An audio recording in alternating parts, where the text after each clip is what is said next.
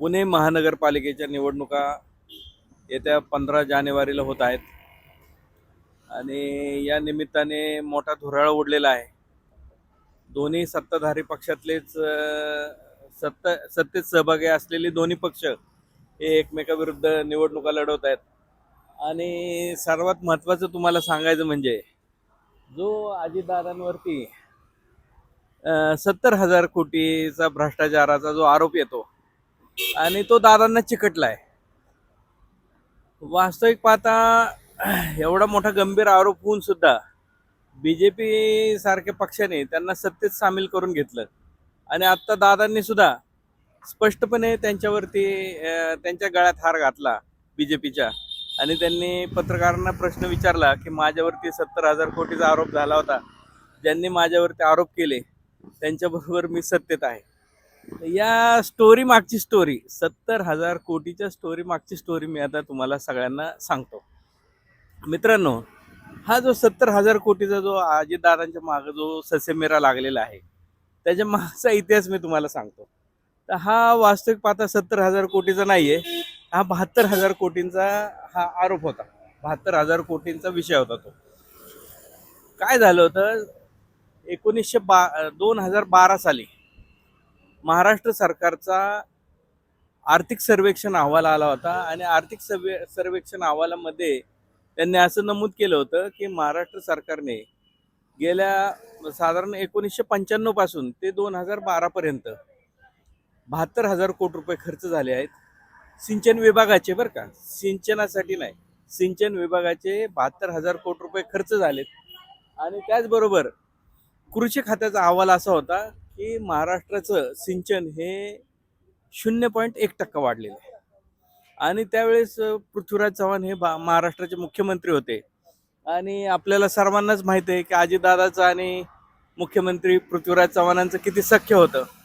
आणि ह्या दोघांच्या अंतर्गत भांडणातून मुख्यमंत्र्यांनी त्यांच्यावरती कधीच अजितदादांवरती आरोप केले नाही. फक्त त्यांनी हा प्रश्न उपस्थित केला, त्यांना पत्रकारांनी प्रश्न विचारला की अहो हे असं असं आहे, खरं आहे का. तेव्हा त्यांनी एक मुद्दा उपस्थित केला की 72,000 कोटी रुपये खर्च होऊन महाराष्ट्राचं सिंचन फक्त 0.1% वाढतंय, ही बाब गंभीर आहे आणि या गोष्टीचं व्हाईट पेपर काढलं पाहिजे, चौकशी नाही, त्याचे म्हणजे माहिती घेतली पाहिजे कशामुळे असं घडलंय. परंतु त्यांनी हा प्रश्न उपस्थित केला आणि त्यांच्या या प्रश्नाचं अत्यंत गांभीर्याने सगळ्या लोकांनी घेतलं आणि अजितदादांनी 70,000 कोटी रुपये खाल्ले, 72,000 कोटी रुपये खाल्ले असा त्यांच्यावरती आरोप झाला. तर विषय काय आहे, 72,000 कोटी रुपये खर्च झाले होते का महाराष्ट्र सरकारचे सिंचनावरती 95 पासून 2012 पर्यंत? तर झाले होते. मग एवढा मोठा खर्च होऊन सिंचनाची क्षमता फक्त का ते 0.1%च वाढली होती? तर खरं आहे, ते पण खरं आहे की सिंचनाची क्षमता फक्त 0.1%च वाढली होती. पण का हे असं का घडलं की एवढा मोठा खर्च झाला आणि इतकी कमी सिंचन क्षमता का निर्माण झाली? ह्याचं कारण कुणीही शोधण्याचा प्रयत्न केला नाही आणि साप म्हणून भुई मात्र धोपटण्यात आली. आणि त्याला कारण तसंच आहे की अजितदादांचा जो रांगडा स्वभाव आहे, अजितदादा जे स्पष्टपणे बोलतात, चार वाईटपणा घेऊन एखाद्याला परखडपणे बोल सुनावतात, त्याचाच परिणाम त्यांच्यावरती झाला की त्यांच्या बचावाला कुणी आलं नाही. कारण दादा सगळ्यांना फायर करत असतात, परंतु तो परखड बोलणारा, प्रत्यक्ष स्वतःकडे वाईटपणा घेऊन काय चांगल्या गोष्टी घडवणारा असा हा अजितदादांसारखा नेता या सिंचनामध्ये मात्र बदनाम झाला. आणि त्या वास्तविक पाहता काय माहिती का, माझ्याकडे सुद्धा हा विषय आल्यानंतर मी त्याचा बारकाईने अभ्यास केला.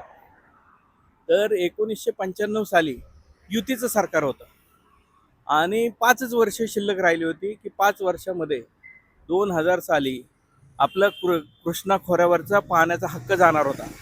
कृष्णा खोऱ्याचं पाणी हे महाराष्ट्र आणि कर्नाटकमध्ये वाद होता कृष्णेच्या पाण्यावरून. आणि त्या पाण्याच्या वादाचा लवादाने निर्णय दिला होता की महाराष्ट्राने त्याच्या वाट्याचं जे पाणी आहे ते जर 2000 सालापर्यंत अडवलं तरच महाराष्ट्राचा या सिंचनाच्या या पाण्यावरती हक्क राहील, अन्यथा तिथनं पुढं कर्नाटकाचा त्या पाण्यावरती हक्क राहील आणि कर्नाटक धरणं बांधायला मोकळं राहील. आणि महाराष्ट्राचं हक्काचं पाणी वाया जाऊ नये म्हणून युती शासनाने निर्णय घेतला की आता आपण पाणी अडवू. आणि त्यावेळेस पाणी अडवण्याचा निर्णय शासनाने घेतला. त्याप्रमाणे पाणी अडवलं गेलं. पाणी अडवलं गेलं, धरणं बांधली गेली, परंतु त्याच्यासाठी वितरिका झाल्या नव्हत्या.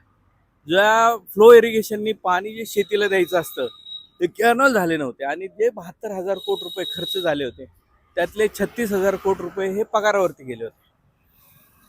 आणि उरलेले जे 36,000 कोटी रुपये होते ते जमिनीचं अधिग्रहण, जमिनी ताब्यात घेणं, त्याच्यासाठी प्लॅनिंग करणं, ही सगळ्या ज्या बाबी आहेत त्याच्यावरती तो खर्च झाला होता. आता यात भ्रष्टाचार झाला होता का नव्हता? आता भ्रष्टाचार हा संशोधनाचा भाग आहे. परंतु पाणी अडलं होतं का? तर पाणी अडलं होतं.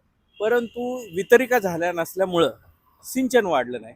आणि मग पैसे तर खर्च झाले आणि सिंचन वाढलं नाही. हा आरोप अजितदादांना चिकटला आणि तो आजपर्यंत कायम राहिलाय.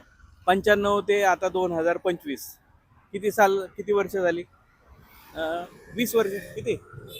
95 ते 2025, 95 आणि 5 20 आणि 25, 30 वर्ष झालं हा आरोप अजितदादांचा काय ससेमिरा सोडत नाहीये. जसं आता आपल्या पुण्यातले उमद नेतृत्व आहे मुरलीधर मोहोळांचं, त्यांच्यावरती जसा आरोप लागलेला आहे. जय जिनेंद्र म्हटलं की त्या हॉस्टेलचा जागेचा गैरव्यवहार असं सगळ्यांच्या निदर्शनास येतं. आणि त्यालाही कुणी समर्पकपणे उत्तर त्यांच्या वतीने सुद्धा दिलं जात नाही. आणि माझा असं स्टडी आहे की हे जे सर्वसामान्य कुटुंबातून आलेले हे जे नेते आहेत त्यांच्या बचावाला कुणी उतरत नाही. त्यांच्याकडे अशा अभ्यासाची टीम नसती आणि त्याच्यामुळे त्यांच्यावरती बदनामीचा हा ठपका कायमस्वरूपी राहतो.